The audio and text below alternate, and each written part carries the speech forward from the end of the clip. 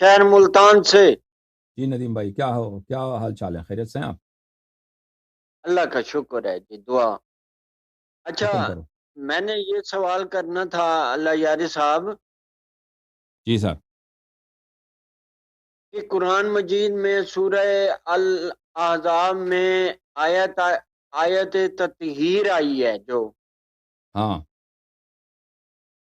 اس کے سیاق و سباق میں تو ازواج مطہرات کی بات ہو رہی ہے، ہاں تو انما یرید اللہ لیذھب عنکم الرجس، اس سے تو اپنا یہ ازواج مطہرات مراد ہے یہاں پہ، نص قطعی ہے۔ آپ کیا کہتے ہیں؟ آپ کیا کہتے ہو؟ میں تو یہی کہتا ہوں کہ یہاں جو انما یرید اللہ کا کہا گیا ہے وہ ازواج مطہرات کو کہا گیا ہے۔ اوکے ہاں جی، اچھا، جی آپ کو آپ پتہ ہے فرمائیں۔ اگر ایسا ہے تو رسول پاک صلی اللہ علیہ وآلہ وسلم سے کیوں ایک بھی حدیث نہیں ہے کہ انہوں نے ان آیات کو ازواج سے خطاب کر کے پڑھا ہو؟ نہیں، جب قرآن مجید کی نص قطعی میں آ گیا ہے تو پھر حدیث نہیں آئی تو کیا ہو گیا ہے؟ اوکے میں آپ کو ایک قرآن کی آیت دکھاتا ہوں،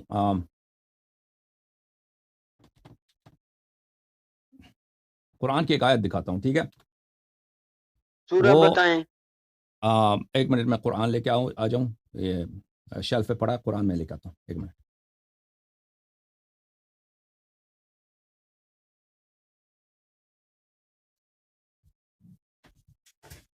وہ آ گئے ہمارے بلال بھائی، آ گئے۔ جی بلال جی بھائی کہاں گئے تھے؟ بلال بھائی آ گئے بھائی، میں ایک منٹ میں آپ کے ساتھ بات کرتا ہوں نا، پھر میں بلال بھائی کی طرف آ جاتا ہوں، ٹھیک ہے؟ یہ قرآن مجید ہے میرے جی، ہاتھ میں عزیزو، یہاں پر سورہ مبارک بقرہ میں یہ سورہ آیت، بقرہ۔ جی سورہ بقرہ میں آیت ملاحظہ فرمائیے۔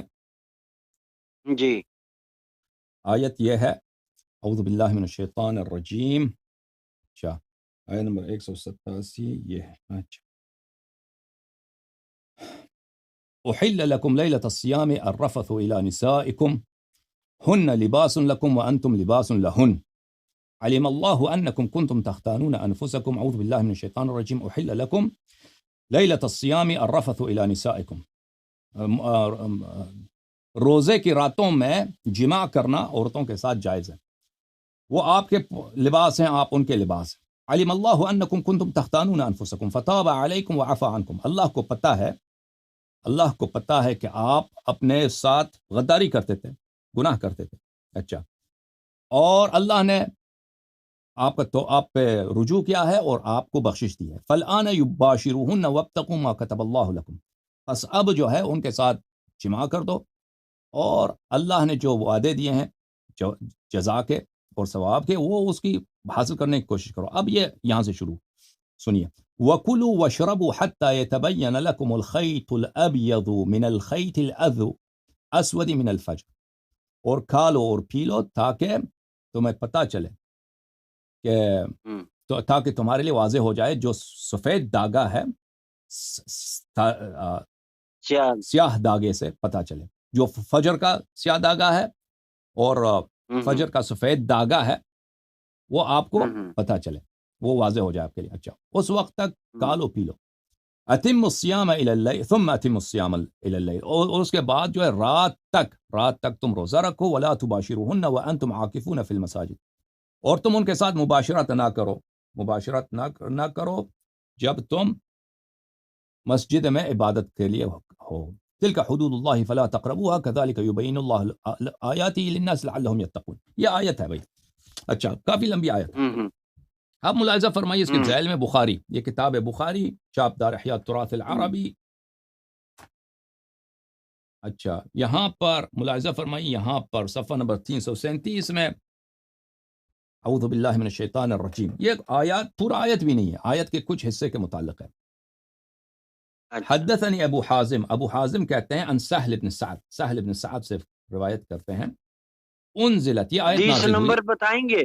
1917، 1917، حدیث نمبر 1917، یہ آیت نازل ہوئی وَكُلُوا وَاشْرَبُوا حَتَّى يَتَبَيَّنَ لَكُمُ الْخَيْطُ الْأَبْيَضُ مِنَ الْخَيْطِ الْأَسْوَدِ وَلَمْ يَنزِلْ مِنَ الْفَجْرِ.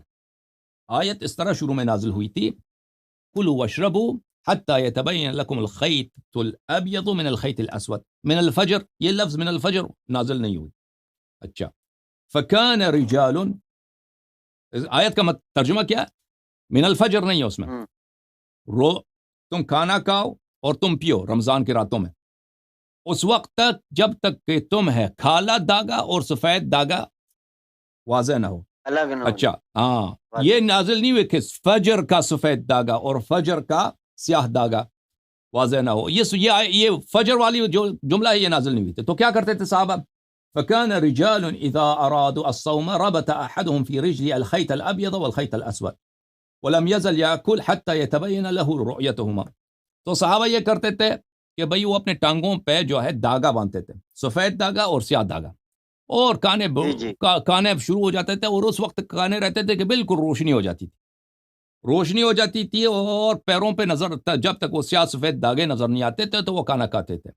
حالانکہ آیت کا مقصود یہ نہیں تھا. آیت کا مقصود کیا تھا کہ فجر کے وقت تم اگر آسمان کی طرف دیکھو جو بالکل اذان کے وقت ہوتی ہے تو آسمان پہ ایک سفید لکیر آ جاتی ہے، ایک سفید لکیر آ جاتی ہے تو وہ فجر کی علامت ہوتی ہے. سفید وہ سیاہی وہ بالکل واضح ہوتا ہے، سفید اور سیاہ ایک لائن ہوتی ہے، اس سے مراد وہ ہے.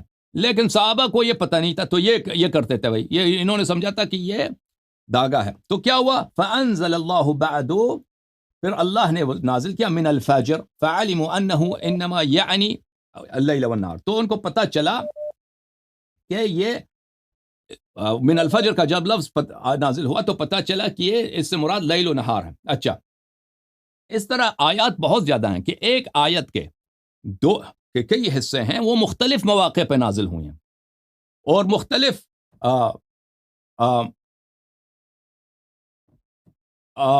مخاطبین سے نازل ہوئے ہیں. تو یہ جو آپ کہہ رہے ہیں نا کہ یہ آیات تو ایک ہی ہیں، میرے بھائی آیات ترتیب کے لحاظ سے دیکھا جائے ایک ہی ہے، لیکن اس کا مطلب یہ نہیں ہے کہ ایک ہی ساتھ نازل ہوئی ہیں. یہ قرآنی حقیقت ہے. میں آپ کو دکھاتا ہوں کہ اچھا اس کی مثالیں ہمارے پاس بہت ہے. میں آپ کو الاتقان سے الاتقان سے ملاحظہ فرمائیے. یہ کتاب ہے الاتقان فی علوم القرآن، تالیف السیوطی، چاپ دار الفکر. یہاں پر فی کیفیت انزالہ، قرآن کے نزول کے متعلق صفحہ نمبر 61 میں ان کے پاس ایک باب ہے. بلی فرع الذي استقرئ من الاحاديث الصحيحه وغيرها ان القرآن كان ينزل بحسب الحاجه 5 آیات او 10 آیات او اکثر و اقل. قرآن جو ہے وہ اس طرح نازل ہوتا تھا حاجت کے لحاظ سے. یہ مختلف احادیث میں ثابت ہے کہ کم یا زیاد، مختلف احادیث میں ہے کہ کم یا زیاد نازل ہوتا تھا. تو ہو سکتا ہے کہ ایک دفعہ 5 آیتیں ایک دفعہ نازل ہوں، ایک دفعہ ہوتا ہے کہ ایک آیت کا ایک جزو ایک دفعہ نازل ہو. تو کہنے کا مقصد یہ ہے کہ یہاں پر جو اس آیت کی آپ بات کر رہے ہیں آیت تطہیر، کیونکہ یہ سب ایک ساتھ ہیں. اس کا مطلب نہیں ہے کہ ایک ساتھ نازل ہوئی ہیں، بہت سارے آیات ہیں. اگر میں آپ کو مثال دینے لگوں تو مثالیں اس کی بہت زیادہ ہیں کہ ایک آیت ہے، ایک چھوٹی آیت ہے، اس کا ایک جزء ایک دفعہ نازل ہو، دوسری جگہ پہ نازل ہوئی ہے. اور اس طرح بھی نہیں ہے کہ سب ایک ہی شخص سے خطاب ہو. ملاحظہ فرمائیے، میں آپ کو ایک اور بات دکھاؤں قرآن مجید کے متعلق جو بہت واضح حقیقت ہے قرآن مجید کی. یہ کتاب ہے الاتقان للسیوطی، جزء اول میں. یہاں پر ملاحظہ فرمائیے فی وجوہ مخاطبات، یہ صفحہ نمبر ہے 345. قرآن مجید میں خطاب کے اقسام، وجوہ مخاطبات ہے، خطاب کے اقسام. قرآن مجید میں خطاب کے کئی اقسام ہیں، بہت سارے اقسام بتاتے ہیں. اس میں سے خطاب کا یہ قسم یہ ہے السادس والعشرون، 26واں خطاب یہ ہے خطاب الشخص ثم العدول الى غیرہ، کہ ایک شخص سے مخاطب ہوتا ہے پھر دوسری طرف عدول کر جاتا ہے ایک ہی آیت میں. یعنی آیت کا صدر، آیت کا ابتدا ایک شخص سے خطاب ہے، پھر آیت کا ذیل کسی اور شخص سے خطاب ہے. اس کے مثالیں بہت زیادہ، میں آپ کو کئی مثالیں اس کا دے دیتا ہوں. اچھا، مثلا سورہ اللہ فتح، یاری صاحب میری اجازت ایک دیں، سورہ بات تو فتح میں، سنیں، سورہ میری فتح بات میں تو سنیں. اچھی بات ہے، میں مجھے 30 سیکنڈ دے، پھر میں ختم. انا ارسلناک، اچھا انا ارسلناک، ہم نے تجھے بھیجا شاہد بنا کر، مبشر بنا کر اور نذیر بھیجا کر. یہ کس سے خطاب ہے؟ رسول اللہ صلی اللہ علیہ وسلم سے. لتؤمنوا رسول باللہ، اللہ. ہاں لتؤمنوا، تاکہ تم اے مسلمانوں، تاکہ تم ایمان لاؤ اللہ اور رسول پر صلی اللہ علیہ وسلم پر. تو یہ خطاب یہاں پر رسول صلی اللہ علیہ وسلم سے، پھر فوراً اس کے بعد خطاب چینج ہو جاتی ہے کس سے؟ مسلمانوں سے. اس کے مثالیں بہت زیادہ ہیں، اور ایک آیت میں بھی دکھا سکتا ہوں. کہنے کا مقصد یہ ہے، کہنے کا مقصد یہ ہے، آپ لوگوں کے پاس صرف ایک دلیل ہے کہ یہ آیات ازواج کے لیے. وہ دلیل کیا ہے؟ ترتیب قرآن، ترتیب قرآن اور سیاق و سباق. ہمارے جواب اس کا کیا ہے؟ پہلی بات یہ ہے کہ یہ ترتیب ثابت نہیں ہے کہ رسول اللہ صلی اللہ علیہ وسلم سے ہے. ترتیب، یہ ترتیب رسول، بلکہ عائشہ کا اپنا قول ہے کہ سورہ احزاب کی آیتیں تو بہت ساری تھیں، 200 آیتیں تھیں، وہ حدیث بھی صحیح ہے. بہت ساری آیات کھو گئیں، اب ہو سکتا ہے یہیں پہ کئی سارے آیتیں کھو گئی ہوں، کیا پتہ. اور یہ ترتیب رسول اللہ صلی اللہ علیہ وسلم سے، اس کی کوئی دلیل نہیں ہے. اب اس کو بات کو چھوڑ دیتے ہیں، کہتے ہیں سلم، یہ ترتیب رسول پاک صلی اللہ علیہ وسلم سے.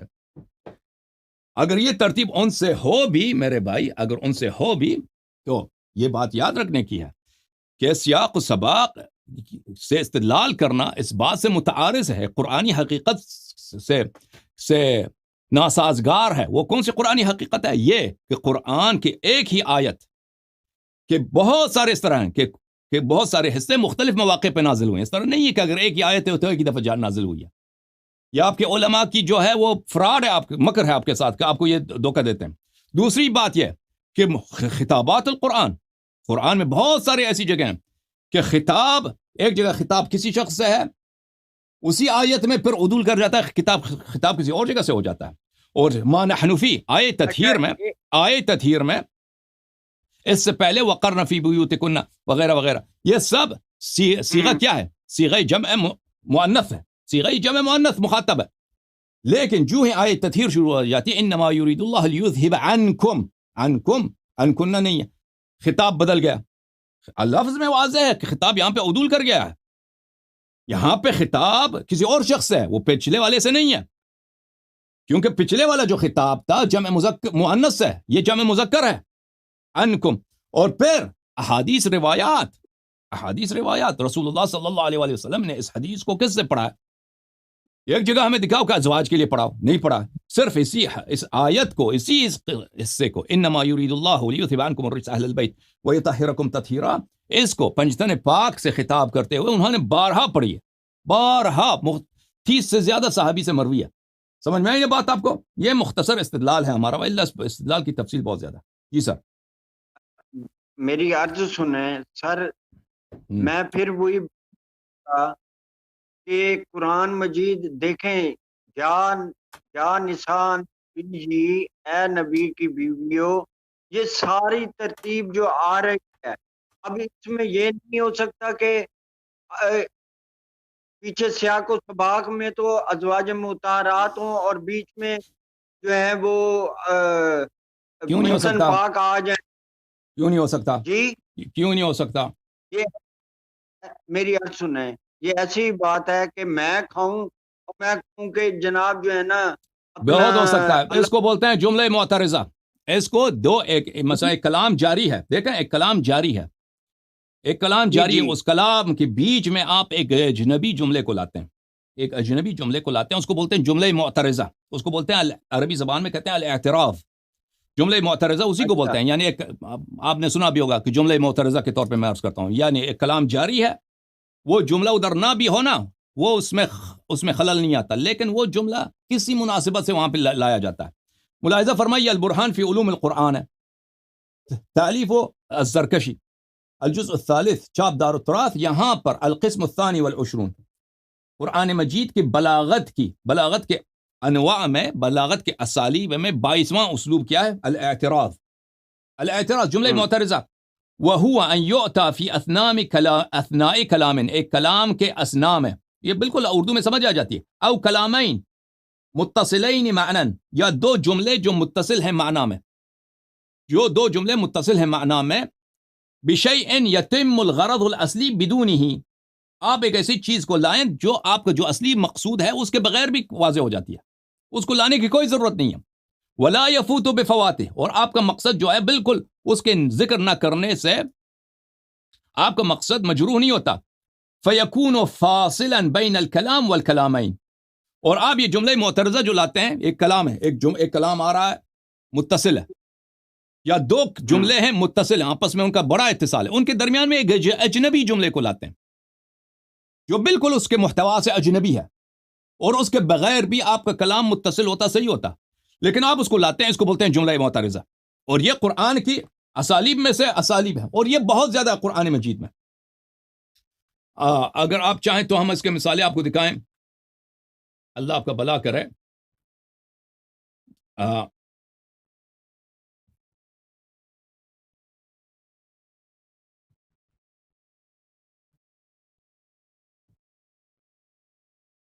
یہ قرآن مجید ہے، سورہ بقرہ میں والوالدات يرضعن اولادهن حولين كاملين لمن اراد ان يتم الرضاعه. والدات مائیں جو ہیں اپنے اولاد کو 2 سال کامل دودھ دے دیں. یہ حکم کس کے لیے؟ جو رضاعت کو کامل کرنا، یعنی مکمل رضاع کرنا، مکمل بریسٹ فیڈنگ کرنا چاہے، مکمل بریسٹ فیڈنگ 2 سال، ٹھیک ہے. وعلى المولود له رزقهن وكسوتهن بالمعروف، اور بچے کا جو باپ ہے اس کو جو ہے خرچہ دینا ہوگا. عورت کا، جو عورت دودھ دے رہے بچے کو، اس کا خرچہ کس پر ہے؟ اس بچے کے باپ پر ہے، یعنی شوہر پر ہے. اچھا، وعلى الوارث، اس کے بعد فرمائے وعلى الوارث مثل ذلك، اور وارث پہ اگر وہ شوہر مر چکا ہے، اس کا وارث ہے تو اس کو بھی اس ماں کو جو بچے کو دودھ دے رہا ہے، اس میت شوہر کے وارث پہ واجب ہے کہ اس ماں کا خرچہ دے دے. لیکن بیچ میں یہ جملہ معترضہ آیا، بیچ میں جملہ معترضہ، لا تکلف نفس الا وسعها لا تضار والدة بولدها ولا مولود له بولده. لا تکلف اللہ نفس الا وسعها، اللہ تعالیٰ کسی پر اس کے بوجھ سے زیادہ حکم نہیں دیتا. اور والدہ کو اگر کوئی مثلا اپنی بچے کی وجہ سے ضرر نہیں پہنچنی چاہیے، کہ اگر کوئی چیز اس کے لیے حرج ہو تو وہ اس سے بھی کام نکالا جائے. ولا مولود له بولده، اور والد کو بچے کی وجہ سے ضرر نہیں پہنچنی چاہیے. تو یہ بالکل جملہ معترضہ ہے، یہ بالکل جملہ معترضہ. یہاں پر ہونا یہ چاہیے تھا، دیکھیں وعلى المولود له رزقهن وكسوتهن بالمعروف وعلى الوارث مثل ذلك. اگر یہ متصل ہوتا تو اس میں کوئی بات نہیں، بیچ میں ایک جملہ معترضہ آیا. اچھا، اللہ آپ کا بھلا کرے. میں آپ کو اس کے مثالیں بہت زیادہ ہیں. اچھا، مثلا او كصيب من السماء فيه ظلمات ورعد وبرق يجعلون اصابعهم في آذانهم من الصواعق حذر الموت يكاد البرق يخطف ابصارهم. اس گرجدار بارش کی طرح جو آسمان سے گرجدار بارش نازل ہوتی ہے، اس میں تاریکی بھی ہے، اس میں گرج بھی ہے، اس میں برق لائٹننگ بھی ہے. تو وہ جب یہ آتا ہے تو انسان کو ڈر لگتا ہے، انسان اپنے ہاتھوں کو، انگلیوں کو کان میں رکھتا ہے، تاکہ انسان کو ڈر لگتا ہے کہ کہیں مر نہ جائیں، اتنی خوفدار بارش ہوتی ہے. یکاد البرق یخطف ابصارهم، اس بارش کی جو اتنی تیز ہے کہ انسان کی آنکھ کو وہ کیا کر دیتا ہے، انسان کی آنکھ کو وہ کو اڑا دیتا ہے. نظر سامنے کو نظر کچھ نہیں آتا کچھ لمحوں کے لیے، بجلی جو ہے اتنی تیز ہوتی ہے. اچھا، واللہ محیط بالکافرین، یہ بیچ میں واللہ محیط بالکافرین، یہ جملہ معترضہ، ٹھیک ہے نا، جملہ معترضہ. اگر یہ نہ بھی آتا تو اس میں کوئی حرج نہیں تھا. اس طرح قرآن مجید میں بہت ہے جملہ معترضہ. اوکے جناب، سمجھ میں آیا؟ یہ جملہ معترضہ ہے. اگر آپ کہتے ہیں کہ شان نزول ازواج ہے، دیکھیں عزیزو، شان نزول ترتیب سے ثابت نہیں ہوتی، شان نزول سیاق و سباق سے ثابت نہیں ہوتی. شان نزول کی یہ حدیث کس کے لیے، یہ آیت کس کے لیے ہے؟ یہ حدیث سے ثابت ہوگی. حدیث سب اہل بیت الطاہرین علیہ الصلوۃ والسلام کے لیے. یہ اپنے علماء سے جا کے پوچھو، وہ جو فراڈ کرتے ہیں آپ کے ساتھ، دلیل کچھ بھی نہیں ہے ان کے پاس، دلیل کچھ بھی نہیں ہے. ہاں، دلیل ان کے پاس کچھ بھی نہیں ہے، صرف یہی ہے کہ ان کے پاس ترتیب ہے آیات کی، بس اسی سے استدلال کرتے ہیں. اور کتنے قرآنی قواعد کو وہ اپنے پیروں کے نیچے تلے دبا لیتے ہیں اور وائلیٹ کرتے ہیں تاکہ اہل بیت علیہم الصلوۃ والسلام کی ایک شان کا انکار کیا جا سکے. اور جناب شان کا نہیں ہے وہی جو دوسروں کو شریک کرتے ہو نا، دوسروں کو جو غیر ہیں اگر وہ شریک ہوتے تو اللہ ان کو شریک کر دیتا نا، اللہ ان کو شریک کر دیتا. دلیل تو تمہارے پاس صرف ترتیب ہی ہے اور کچھ بھی نہیں ہے. اس کے لیے آپ کو التبعیض فی النزول کہ قرآن ٹکڑے ٹکڑے ایک آیت کے ٹکڑے ٹکڑے بھی نازل ہو سکتی ہے.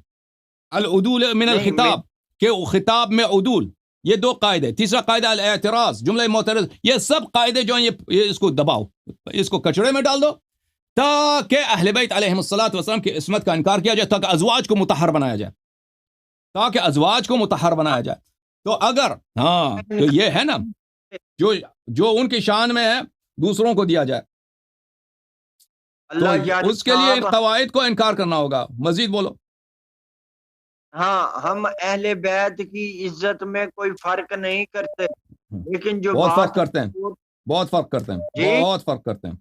آپ انکار کرتے ہیں نا جو چیز ان کے متعلق ہے اس کو آپ کہتے ہیں ازواج مطہرات. ازواج کیسے مطہرات بن گئے بھائی؟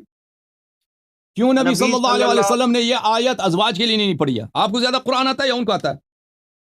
نہیں، میری بات تو سنیں نا. بے شک آپ کو زیادہ آتا ہے معلوم ہے، لیکن میں یہ کہہ رہا ہوں کہ وہاں جو حدیث آئی ہے، پہلے تو آپ یہ بتائیں کہ وہ حدیث کس نے بیان کی ہے.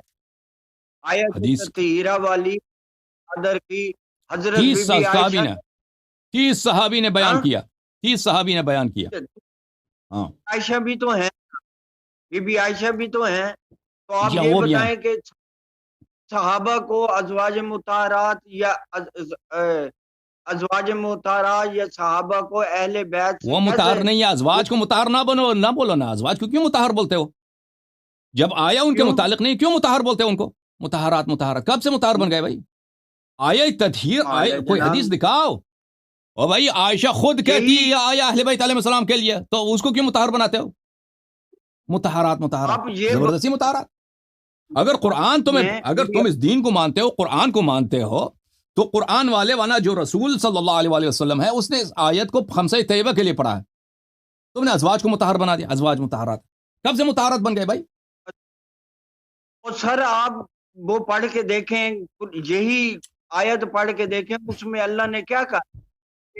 وہ عرض کیا نا، بس میں نے وہ 3 قاعدہ آپ کے سامنے رکھ دیا، بلکہ 4. ایک ترتیب ثابت کرو کہ اللہ کی جانب سے. دوسرا یہ ثابت کرو کہ یہاں پہ جو ہے التبعیض فی النزول، نزول میں تبعیض، اس کو باطل کرو. پھر العدول فی الخطاب، اس کو باطل کرو. پھر جو ہے جملہ معترضہ، اس کا انکار کرو. یہ کسی بھی مولوی کے بس میں نہیں ہے. اس کے بعد آپ ان 4 باتوں کو ثابت کر کے پھر آپ سیاق و سبات سے استدلال کر سکتے ہیں. وَإِلَّا نہیں، وَإِلَّا یہ آیت خود کہہ رہا ہے کہ یہاں پہ خطاب میں عدول ہے. خطاب میں یعنی خطاب پہ شروع میں ازواج سے پھر عدول کر گیا ہے، خطاب کسی اور سے. جیسا اِنَّا أَرْسَلْنَاكَ شَاهِدًا وَمُبَشِّرًا وَنَذِيرًا لِتُؤْمِنُوا بِاللَّهِ وَرَسُولِهِ. اس طرح عدول ہے خطاب میں، واضح پتہ چل رہا ہے. ہاں، اور پھر اس کے ساتھ احادیث جو ہیں، احادیث روایات کہ اہل بیت اطہار علیہ السلام کے لیے. اوکے، ایک اور سوال کرنا چاہتا ہوں. جی سر. یہ آپ حدیث کرتاس پیش کرتے ہیں،